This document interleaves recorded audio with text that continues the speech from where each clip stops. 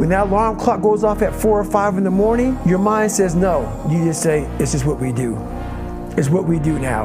Because to get to where you want to go, the amount of pain involved, the amount of mental pain, of how many times you're gonna have to do something that you don't want to do to get to where you want to go. There's gonna be more times you do something that you don't want to do than you are gonna want to do it. That's your new norm. And then once you do this over and over and over again, it becomes like breathing. I don't want to live this lifestyle, but to get to the other side of this, I have to. The best advice I've ever heard for overthinkers is this.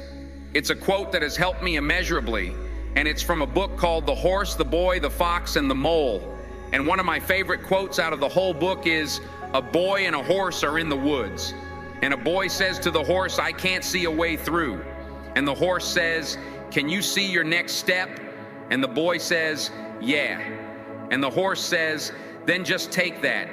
All of the time we look at the goal, we look at the future, we look at the end game, we look at how long a journey it is, and we feel overwhelmed. Instead of that, just go right. I'm not going to worry about that because that will come. With each step, you will get closer to that. So I don't need to worry about how far away it is. All I need to focus on right now is my next step.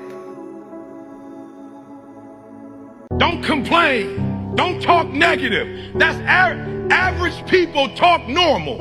Average people talk problems. The greats talk solutions. If you trust too much, you will be betrayed. If you love too much, you will be lost. If you think too much, you will be depressed. If you speak too much, you will lie. If you expect too much, you will be disappointed. If you care too much, you will be taken for granted. If you eat too much, you will be obese.